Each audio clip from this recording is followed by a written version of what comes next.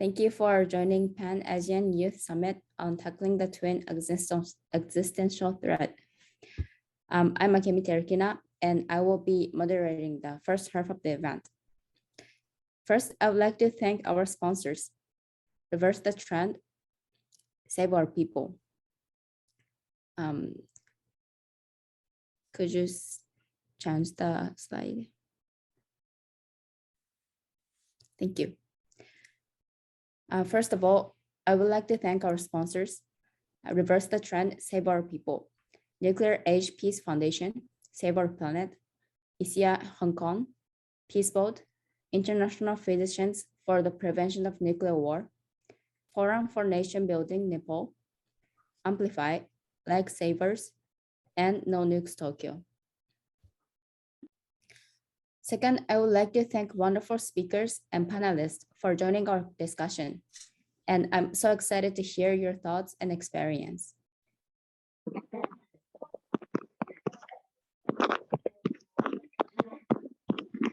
Thank you very much. To open the discussion, we would like to have opening remarks from Christian and Jobanu, one of the coordinators of Reverse the Trend, and the policy advocacy coordinator of the Nuclear Age Foundation. Yes, thank you, Akemi, so much. I really appreciate, being here, today. And I would like to thank our wonderful sponsors from the region. I am thrilled that so many people have signed up for today's discussion on the twin existential threats facing humanity. As mentioned by Akemi, I'm one of the coordinators of Reverse the Trend, Save Our People, Save Our Planet. RTT, Reverse the Trend, amplifies the voices of young people, primarily coming from frontline communities, who have been directly affected by nuclear weapons and climate change. Our motto is that youth must rise up and take action. RTT has an extensive number of partner organizations, which both specialize in nuclear disarmament and climate justice. Additionally, our youth coordinators, many of them are here helping us, today, spearhead our RTT chapters, especially in South Asia, Japan, and Korea. These chapters provide opportunities for youth to organize activities on both nuclear disarmament and climate justice and take actions to hold their leaders accountable to key tenets related to international humanitarian law, international environmental law, and international nuclear disarmament commitments. We also encourage our chapters to organize events that promote universalization and raise awareness about the Treaty on the Prohibition of Nuclear Weapons, an international treaty that bans nuclear weapons. It also contains key provisions related to helping the victims of nuclear weapons and remediate contaminated environments. Now back to the Youth Summit. Today you will hear from both experts in the fields of nuclear disarmament and climate justice. And I believe this is very important to hear, from activists from both fields and to discuss how both these issues intersect with one another. Oftentimes, experts remain siloed into their fields and don't extend an outreach to climate justice activists. This event is meant to bridge the gap and encourage activists from all arenas to come together to create and sustain a just and peaceful world. At the end of the event, you'll hear more about Reverse the Trend and how to join our global youth movement. Thank you once again, and now I would like to give the floor back to Akemi. Thank you, Christian. Next, I would like to ask Reese Wong, a founder and the president of ISIA Hong Kong, to provide additional remarks. Thank you so much, Akemi. Great to be here today, and so amazing once again to see so many young people, but also people passionate both about climate action and disarmament issues joining us here today, either as speakers or even as attendees. So I think today it's going to be an amazing lineup of speakers and also sessions, really, as Christian said, bringing together this discourse around climate and disarmament, because both of them are existential threats, where particularly as young people, we have a role to play in making sure that we are in the front lines and trying to actively advocate for change. So yeah, my name is Reese and I'm from Hong Kong, and I'm the founder and president of ISIA HK. And we're all about sustainable development goals and also social issues. For example, how do we get more young people involved with climate justice, disarmament issues, and all of these other sustainable development goals in the world. So here at ISIA, we focus a lot on peer-to-peer and project-based learning, getting young people to be socially conscious so they recognize the power that they have to create change. So again, thank you so much, everyone, for attending, and we're going to have an amazing session. So hope you look forward to it. Back to Akimi. Thank you, Reese. Thank you, Christian and Reese, for your wonderful opening remarks. Next, we will watch a video titled "What If We Nuke a City?" created by the International Committee of the Red Cross, and in a nutshell.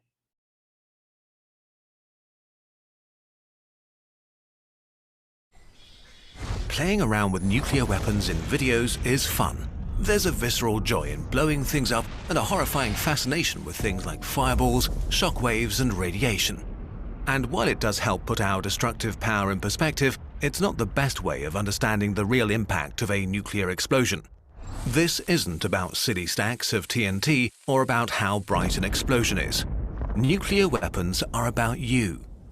So we've partnered with the Red Cross and Red Crescent movement to explore what would really happen if a nuclear weapon were detonated in a major city today. Not nuclear war, just one explosion.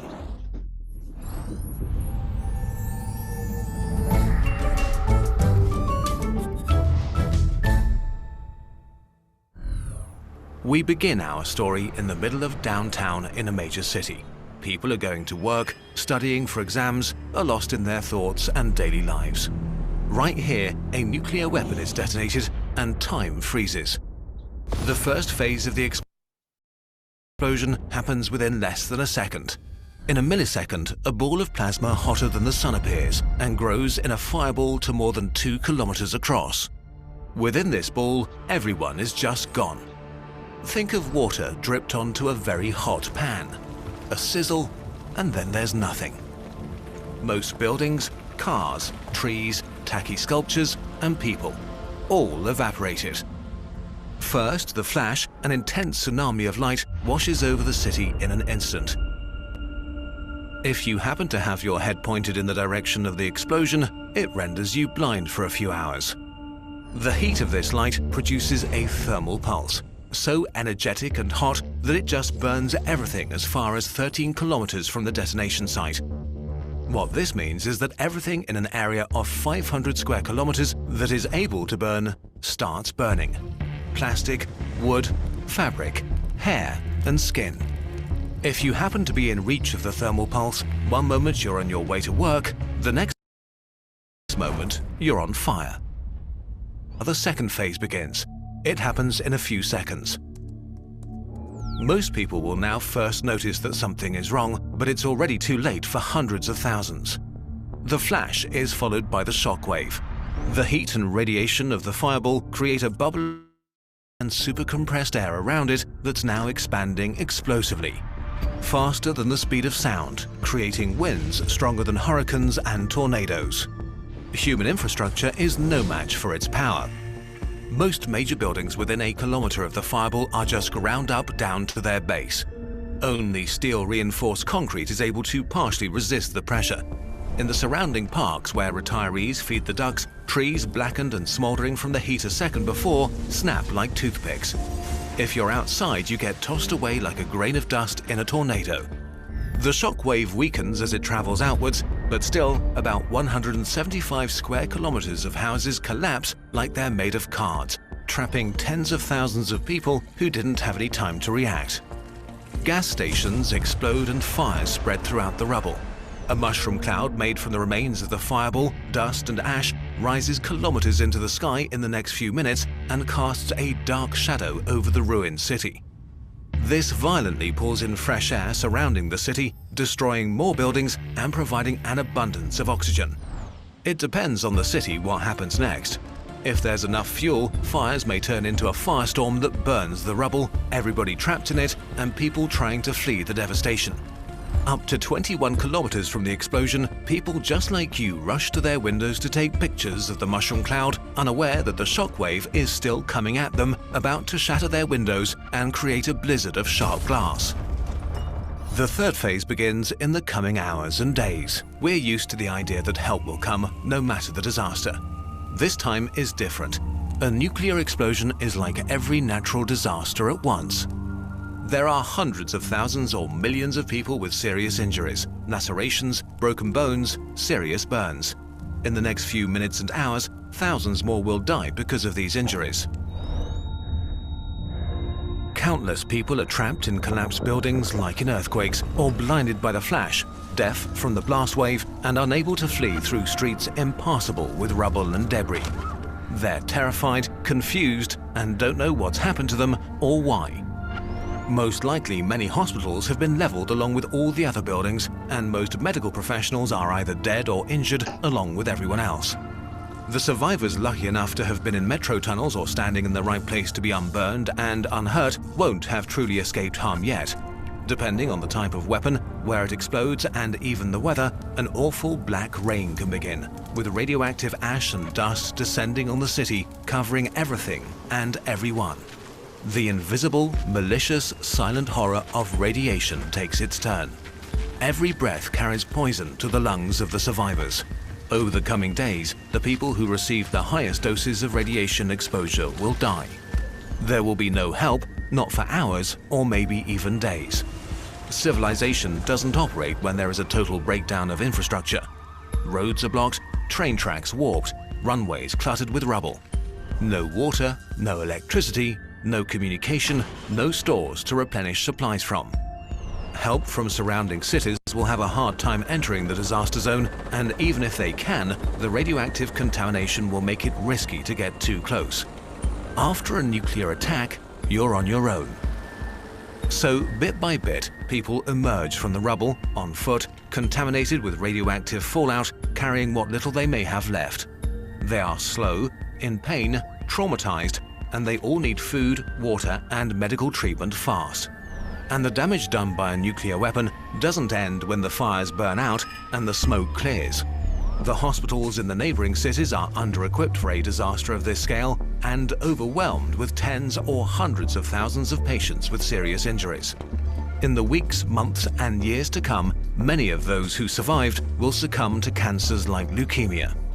The reason no government wants you to think about all this is because there is no serious humanitarian response possible to a nuclear explosion.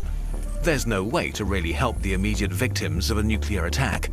This is not a hurricane, wildfire, or earthquake, or nuclear accident.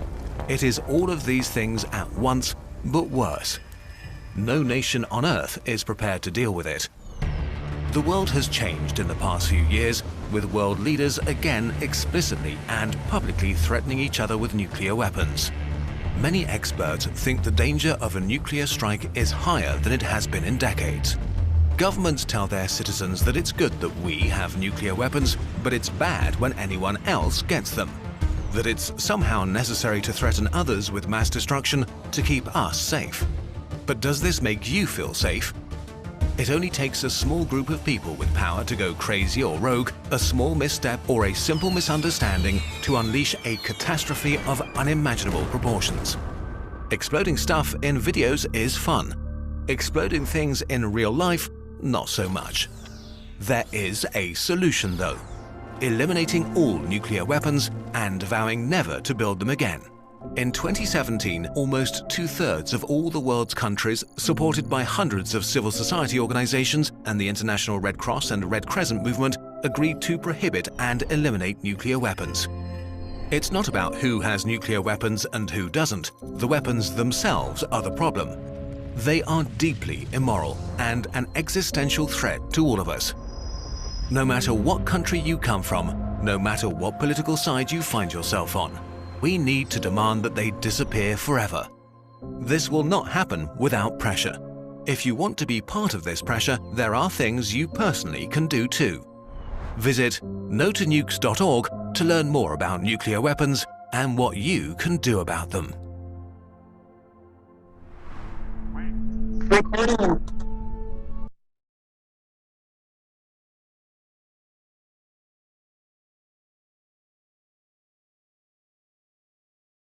Thank you very much.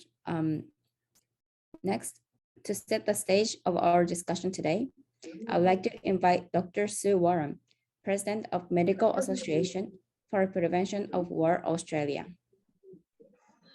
Dr. Warren, since the early 1980s, has been an active member of the Medical Association for Prevention of War Australia, which works for the elimination of nuclear weapons and the promotion of peace and disarmament.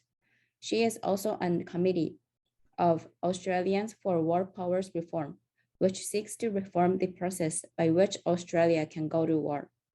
In 2006, Dr. Warren was awarded in the Medal of the Order of Australia for service to the community and to the peace movement. Today, we will hear from her about the climate consequences of nuclear conflict.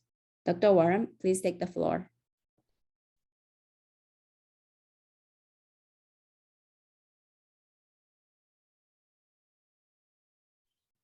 Dr. Wareham, you're muted. Right, sorry. Can you hear me now? Yes, perfectly. Oh, Thank you. good. Okay, thank you. Thank you very much, Kimi, and it's really a great honor and a great pleasure to be with you all this evening. And I guess the reason that I'm very pleased to be here, particularly with a group of young people, is that we do need to raise awareness of this, of the twin existential threats. And there is quite a bit of awareness of the climate change threat, which is a very serious and in some ways overwhelming one. But there is less awareness at the moment of the nuclear weapons threat. And what we need is, of course, we don't want just awareness, we need action. And that's where all of us come in and where all of us have a really important role to play. Some of us grew up during the Cold War between the United States and Soviet Union, where there was quite a bit of awareness of the consequences of the use of nuclear weapons. But for those who've grown up more recently, there's really been a misplaced sense of complacency about the nuclear weapons threat. And so just to repeat, I think it's really important that and very encouraging that young people are here to demand a future that is not only climate friendly, but a future that is nuclear weapons free. Now I'm going to divide my talk into two parts. The first is a bit about the impact of nuclear weapons even before they're used. And the second part is about mostly their climate impacts if they are used again. So firstly, let's look at what happens before these weapons are even used. And I'm going to start with the issue of language, because language is important. Words matter, and words can be used to sanitize the most obscene policies, as we've seen in the video, then talk about safety and security.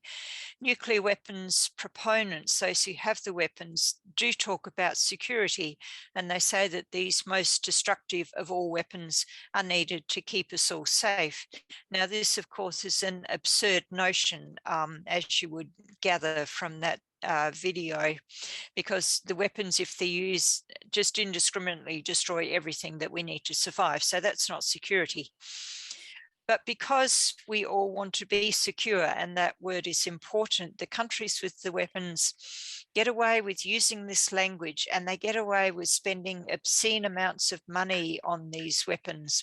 And the more money that is spent on nuclear weapons, the less there is to be spent on other things, such as climate action and addressing other threats. In 2019, ICAN, International Campaign to Abolish Nuclear Weapons, estimated in that year that the 9 countries with nuclear arms spent $72.9 billion that year on their nuclear weapons. So imagine what that sum alone could do if it were spent on climate action and a host of other things. And apart from the issue of nuclear weapons diverting money which is needed for other things, the very existence and the deployment of these weapons really reinforces notions of us and them, the people who have the weapons and those who don't, or us and our enemies, when what our planet, our world desperately needs right now is cooperation. We need cooperation, not confrontation, and we need cooperation so that we can get climate action and so that we can get rid of these worst of all weapons. So, to summarize thus far, the quest for so-called security through nuclear weapons distracts our attention from the things that we really need to be doing to create a safer planet, and distracts huge amounts of funding, and that's even before the weapons are used. Just one other factor that I will mention before moving on in relation to military activity generally, not specifically nuclear weapons, but military activity generally, is the huge greenhouse gas emissions that are produced by preparations for war and the conduct of war. And for example, the US Department of Defense is the world's largest institutional producer of greenhouse gases. And despite the carbon intensive nature of warfare, military emissions are excluded from the UN Framework Convention on Climate Change. So the reporting on military carbon emissions is optional for countries. There was an attempt to change this at the most recent climate talks in Glasgow, but so far this huge gap in reporting remains. So I'm going to talk on now, move on now to talk about the climate impacts if nuclear weapons are used again. And you might be familiar with the notion of a so-called nuclear winter. There's been computer modeling done in recent years at the University of Colorado and at Rutgers University in the United States. And this was most recently updated in 2019. And the modelling that has been done has been to estimate the climate impacts of a nuclear war involving a very small percentage of the world's nuclear arsenals. The scenario that's been chosen for this computer modelling is a nuclear war between India and Pakistan, two nuclear armed nations. And the modelling is on the basis of India using 100 nuclear weapons against urban targets in Pakistan, and Pakistan using 150 nuclear weapons against urban Indian targets, so 250 nuclear weapons all up. And remember, there are over 13,000 of these weapons in the world today, so it's a very small percentage of the total. The direct deaths from such a scenario would be in the tens of millions of people. Now, even though this is pretty much an unimaginable catastrophe in its own right to that point, there would also be global climate effects to follow on afterwards. Because of the vast quantities of soot and particulate matter from burning cities, which would be drawn up into the upper atmosphere, there would be blocking of sunlight and a dropping of surface air temperatures of several degrees Celsius. Rainfall would be reduced. There would be a decline in the production of food crops around the world. And all of this would be expected to last for at least a decade, would place more than 2 billion people around the world at risk of starvation. I should mention also that research on this same topic, the climate impacts of a nuclear war, has been done by a different group from the one I just mentioned. It's been done by a group at Los Alamos National Laboratory in the United States. And Los Alamos is where the world's first nuclear weapons were designed during World War II as part of the Manhattan Project. And it still forms a key part of the US nuclear weapons establishment. So the Los Alamos research comes to a different conclusion from what I've just stated, and says that there would be a small climate impact from such a war between India and Pakistan, but that there would not be a nuclear winter. So we have two different conclusions.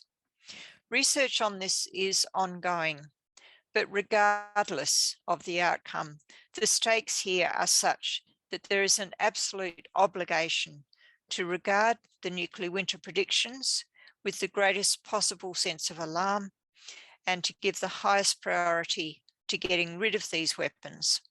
The likelihood of nuclear winter, in addition to the effects which we've seen in the video, nuclear winter, which many say would be a near certainty in the event of such a nuclear war. This is supported by robust science, which adds to the imperative. But even without that, we know that these weapons are indiscriminate on a most obscene scale. They are inhumane, catastrophic weapons, and they have no place in human civilization. I see that other speakers this evening will be addressing the importance of the Treaty on the Prohibition of Nuclear Weapons, which is currently the only global agreement that's leading us to a nuclear weapons-free world. So the importance of the Nuclear Weapons Ban Treaty really cannot be overstated. It is hugely significant. I'm going to finish on another positive note because we need positive thoughts. The horror of what we've just seen in that video, even though it was only an animated video, can be emotionally disabling. It can have the capacity to paralyze us into denial or inactivity. But consider the following. These weapons haven't been used again in warfare since 1945, even though there have been tens of thousands of these weapons, and their use has been recommended on many occasions. And we've come very close to the use of these weapons again, so there's no room for complacency. But leaders have not yet made a decision to use these weapons again. And there's historical evidence that a very significant reason for that is public opinion, people power. Civil society has maintained such a taboo, a revulsion against these weapons for very good reason, that no leader since 1945 has dared to use them again. As I mentioned, there's no room for complacency because the weapons will be used again unless we get rid of them. And that's why our actions are so critically important. So I really want to thank you again all for being here and for organising this session, which is hugely important. We do need climate activists and disarmament activists to work together because we're all working for a sustainable world. Thank you very much. Thank you very much, Dr. Warren, for those wonderful comments. It certainly deepened my understanding of how nuclear arsenals and climate are intertwined, and environmental consequences of nuclear weapons as well. Also, the importance of public opinions.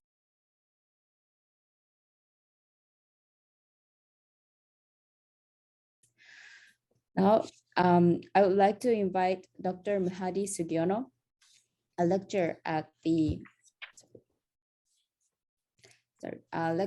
Department of International Relations, Universitas Gadjah Mada in Indonesia. He is a former head of the Center for Security and Peace Studies and currently serves as the head of the Center for Southeast Asia Social Studies. Today, he will share Indonesia's role in the nuclear disarmament, especially as a key actor in the non-aligned movement, and why the Treaty on the Prohibition of Nuclear Weapons matters. Dr. Sugiono, please take the floor.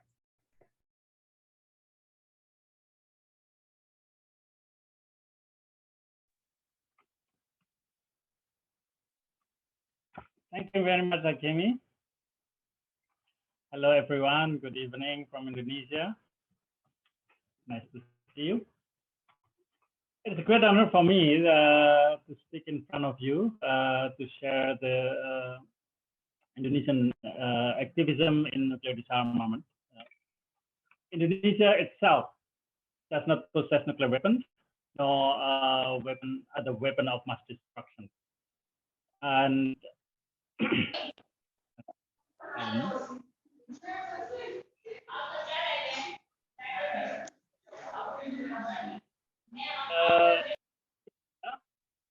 can be considered as one of the strong proponents of nuclear disarmament among the developing countries, or now we call it the global south. Indonesia has been very active in promoting nuclear disarmament from the very beginning. And Mr. Nur Hassan Wirayuda, our former foreign minister, even once mentioned that nuclear disarmament is actually the DNA of Indonesian foreign policy. So this support for nuclear disarmament is reflected in various policies adopted both individually as well as in collaboration with other countries or other organizations. So Indonesia is also a member in good standing of various treaties in non-proliferation treaties that has been adopted universally. The story with the nuclear disarmament is quite unique from the Indonesian perspective. Under Sukarno, Indonesia did consider the option to develop nuclear weapons, especially in 1960s. But after Sukarno's removal from power in 1967, the Indonesian government agreed to a comprehensive safeguard agreement for its aging nuclear facilities, marking the beginning of Indonesia's role as a proponent of peaceful uses of nuclear technology. And in 1970, Indonesia signed the treaty on the prohibition on the non-proliferation of nuclear weapons as a non-nuclear weapon state and ratifying it in 1979. Now, with that standing and that story, Indonesia became a very active proponent for nuclear disarmament in various forums. Indonesia is the coordinator of non-aligned movements for disarmament, including nuclear disarmament. So you can imagine that Indonesia is a leading country in the non-aligned movement, and since Indonesia took the position of the coordinator of the nuclear disarmament in non-aligned movement, there hasn't been any other countries would like to take this position. So Indonesia has been leading this non-aligned movement on the issues of disarmament for a long, long time. And until today, Indonesia is still holding this position. And apart from that, Indonesia is also actively promoted the region, Southeast Asia, as a region that is free from nuclear weapons. We call it through the Bangkok Treaty, Southeast Asia as a nuclear-free zone, nuclear weapon-free zone, Southeast Asia nuclear weapon-free zone, SONPES.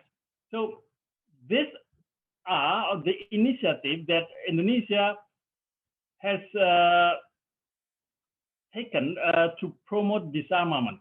It has been conducted not only as a country individually, as I mentioned before, that Indonesia took the position as the proponent of nuclear weapons as the DNA of its foreign policy, but also Indonesia has actively supported any initiative for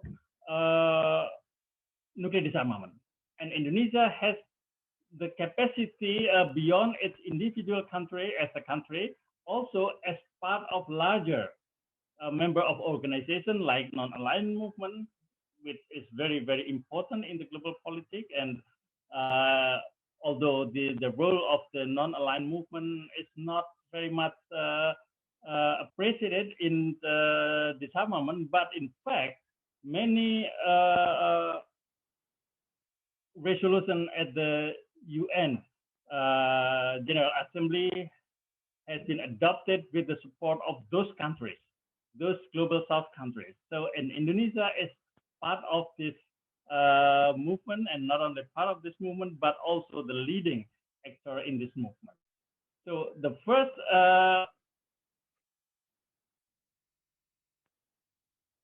resource that Indonesia has in in supporting the nuclear disarmament is the non-aligned movement. And the second was ASEAN, the regional association of Southeast Asian countries. So both are very important platform for Indonesia to pursue its nuclear disarmament. Apart from individually promoting this nuclear disarmament, Indonesia using those organizations to promote nuclear disarmament. And more recently, Indonesia has also been very actively involved in various negotiations. In my experience with the various processes leading to the adoption of the TPNW, for example, indicated that Indonesia has been actively involved in all the processes coming, starting from the conferences on the humanitarian impact of nuclear weapons to the negotiation under the UN, with finally leading to the adoption of the TPNW. So with that, I would say that for Indonesia, nuclear disarmament is very, very important. But apart from that, Indonesia is also very critical on the NPT, especially with regard to what Indonesia is considering as non-universal application of NPT, which restricts the access of the non-nuclear weapon states to have the access to the nuclear technology for the peaceful usage. So Indonesia is pursuing a double strategy. That is, on the one hand, Indonesia is supporting total elimination of the nuclear weapons, but at the same time claiming also the right to access nuclear energy for peaceful usage. So this is the position that Indonesia has until today, and Indonesia keeps pursuing this policy, and more recently it was reflected in the signing of the TPNW. The process of ratification is now taking place. It takes very, very slow, unfortunately, due to the fact that the ratification process in Indonesia is now taking place under the context of more democratically restructured, in the sense that ratification takes place through a various process, different from the previous government under Suharto, where the president can determine to ratify one treaty very soon. But now the democratic process must be followed. So that is why the ratification of TPNW takes very, very long in Indonesia, although Indonesia is among the first countries to sign the TPNW in 2017. So the position of Indonesia in the nuclear disarmament is very, very clear and very, very strong, and we cannot doubt about the support of Indonesia to the nuclear disarmament. Now, with regard to the NPT, for Indonesia, NPT is also very, very important, not least because NPT reflects the way in which nuclear disarmament agenda is now determined not only by those who possess nuclear weapons. Until the adoption of the NPT, nuclear disarmament is an issue which is mostly discussed among those small number of countries, especially those countries with nuclear weapons, but others simply left behind, uninvolved. But the process itself, the TPNW reflects the interest of very countries, especially those countries who previously did not seem to have interest in talking about disarmament or nuclear disarmament. So the TPNW for Indonesia is a reflection, is reflecting on the interest of countries like Indonesia or the global south mostly to set the agenda in the nuclear disarmament. So previously, we simply talked, for example, under the NPT. Although NPT mandated the total elimination of nuclear weapons, but the progress is very, very disappointing. And from NPT review conference to another review conference, we do not have any significant progress. So from that point of view, it can be said that we don't have any control to the agenda of disarmament, although we have the NPT. So Indonesia is among those who believe that we need the TPNW in order to bypass this the impasse in the nuclear disarmament under the NPT. So it reflects the interest of those who do not nuclear weapons for the total elimination of nuclear weapons, to control of the agenda of nuclear disarmament in the world, which previously was in the hand of the small number of countries. So that is why Indonesia has been very active in promoting the agenda of the TPNW. And also, as mentioned by Sue earlier, that Indonesia, as well as other countries, has interest in eliminating nuclear weapons in order to make it possible for the resources to be reallocated for more important needs of the needy, of the less developed countries. So the high investment on nuclear weapons can be reallocated for the purposes of development other than nuclear weapons.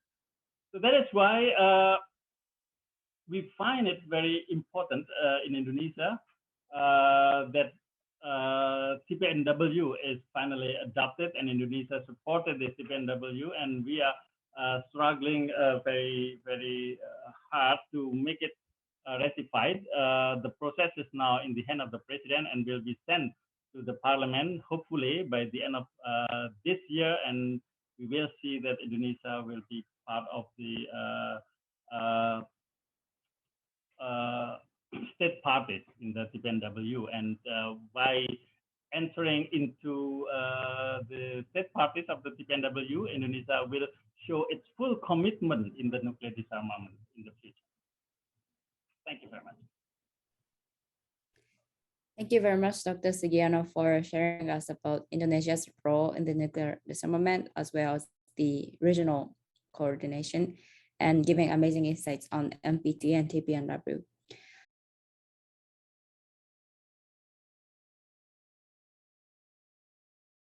Next, we would like to move on to the Q&A session and discussion with Dr. Warham and Dr. Sugiono. If you have any questions to them, please use the chat box and put them in the chat box. While people are writing their questions, I would like to ask several questions to both of you. First, could you share a little bit about your own personal journey of how you got involved into nuclear disarmament or climate issues? Do you have any, if you have any advice for young professionals who hope to use their expertise for the nuclear disarmament movement or climate activism, please share them too.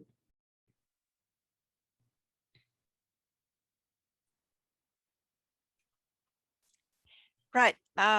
Thank you. Thank you very, very much, Kimi, for that. I became involved a long time ago, about nearly 40 years ago. Excuse me. And the reasons I became involved would probably be fairly similar to those of others in the nuclear disarmament movement, I think. But I I couldn't reconcile the impacts of these weapons with any moral code. They're totally and absolutely immoral. They're unethical. They destroy on such a mammoth scale. And really, when I learned about the nuclear weapons problem back in the 1980s, it just seemed as if humanity had totally gone mad to even allow these weapons to exist. And that's still my reaction, and I think the reaction of a lot of people, that these weapons are just inconsistent with any morality. Being a health professional, being in medical practice, I also couldn't reconcile the fact that they cause suffering on such a grand scale, and on a scale to which, as the video we saw pointed out, there couldn't be any humanitarian response, because the extent of suffering would be just so great. So I think one can come at it from a number of different perspectives. And I guess the thing that, given that that was about 40 years ago for me, and for some people longer than that, the fact that we have to keep persisting over decade in, decade out over a problem that that really should be sorted out much faster than that, is very, what's the word? Sad's not the word. Pretty tragic. But I guess the need for persistence, I think, is one of the things that I would reflect on. And it's the same with climate action. Why do we need to campaign so hard to get policies that are just so basically common sense and in the interests of human survival? So I think follow your passion, whatever aspect of all of this that you're passionate about, then follow that, but be prepared for persistence. But remember also, as I said earlier, that what we do really matters a lot, because if there hadn't been a nuclear disarmament movement over these decades, the chances of the weapons being used again would have been much higher. So don't be fooled into thinking that we never get anywhere, because we do have an impact. And I think that's the main thing for all of us to remember, that what we do really matters a lot. Thank you very much. Thanks. Yeah. Dr. Sugiono, do you have any comments? Yeah, it is a bit different from Sue. I'm relatively new in this nuclear disarmament. I was an academic as well as an activist, but mostly on the peace and conflict, and then also on the human rights before I finally enter into nuclear disarmament. And it has a very interesting story with that. I worked very closely with Peace Food, Rika Watanabe, for a long time under the GPAC, Global Partnership for the Prevention of Armed Conflict. So how did I get into the nuclear disarmament issue? As I implicitly indicated, that nuclear disarmament is not an issue that is interesting for people in the global south. Okay, nuclear disarmament is an issue of the elite in the global world, in the especially those who have a nuclear weapon. But for many of us, including Indonesia, it is not an issue of the everyday life of the people. So although Indonesia is a strong proponent of nuclear disarmament, but for the most of the people in Indonesia, it is not an important issue. It is an issue that is not ours. So with that in mind, then as an academic, we are mostly interested in more recent issues, non-traditional issues, and so on and so on. Until one day, in one upon a time, maybe 5 years or even 10 years ago, I started to develop an interest in humanitarianism. And we developed a curriculum of the international relations at the department to bring the study of international relations from the perspective of the human. So humanitarianism is at the center of the curriculum of the international relations at our department. So coincidentally, I was invited by Tim Wright to attend the commemoration of the atomic bombing in Hiroshima. I was not able to attend, but soon after this invitation came an invitation to attend the conference in Oslo, the conference on the humanitarian impact of nuclear weapons. So from that on, I began to spend more time and develop more interest in nuclear disarmament, but not because of the nuclear disarmament per se that is interesting to me, but more in association with the humanitarian impact. So this connection between the nuclear disarmament and humanitarianism became the connecting point, which led me to develop stronger interest and involvement in the nuclear disarmament. So following the participation in the conference of the nuclear weapons impact, humanitarian impact of the nuclear weapons, we began in Indonesia to develop programs as well as advocacy, persuading the Indonesian government to be more actively engaged into the discussion on the humanitarian impact of nuclear weapons. And until now, we have a very strong close contact with the Ministry of Foreign Affairs and keep on eye on how the process of ratification is taking place in Indonesia. So this is probably quite a personal journey to the nuclear disarmament, but that is what we found. And now we begin again to give attention to the nuclear disarmament in our curriculum, because it is now with the connection between nuclear disarmament and humanitarian impact, and then nuclear disarmament became the issue that can be associated with the daily life of the people on the ground. That is the journey, actually. Thank you very much, Dr. Warham and Dr. Sugiono. It's great to know that there are many ways to get involved in this issue, and many people can bring different perspective and expertise on this issue. I think it's a good segue to talk about. So we would like to ask, in general, people who are involved in one field may not be aware of the connection with other field. And how do you suggest we build bridges in tackling this twin existential threat posed by the nuclear weapons and climate change, and in seeing interconnections between different disciplines or different fields? If you have any comments on that, please share. Yep.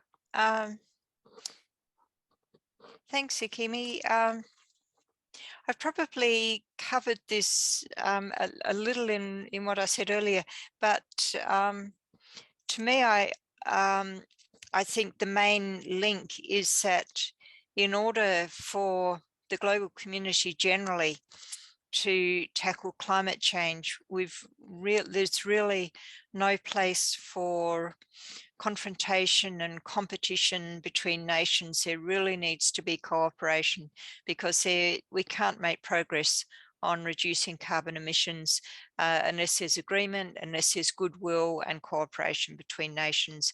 And I think if we're trying to do that at the same time as we're, preparing for wars, whether it's war with China or with Russia or whatever, then the environment is just not right. So I think it's a matter of needing that notion of cooperation between nations and really realizing where our security lies and where our big threats lie. And our security is not in having more weapons than our neighbors or more destructive power than our neighbors, but our security lies in being able to negotiate and in being able to cooperate with other nations so that we get better outcomes for all. So I think it's that notion of needing to get away from enmity and working more towards basically the survival of the human race, because that's what's at stake here.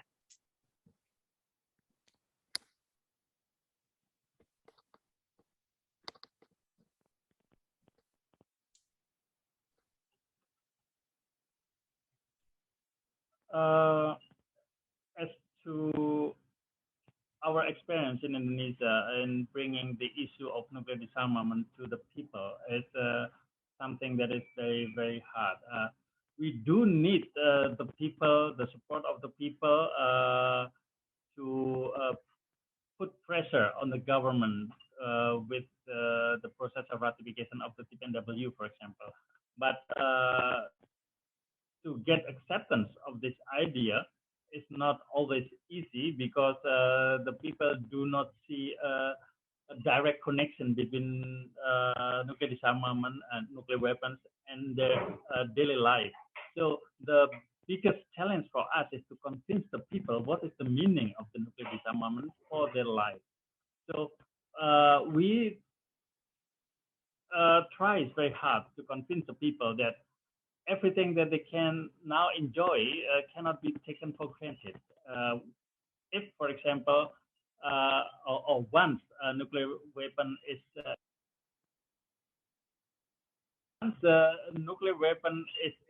exploded, then all the normal or everything that they are now enjoying can disappear, like the video has shown earlier, that everything can disappear within a second with the explosion of an atomic bomb.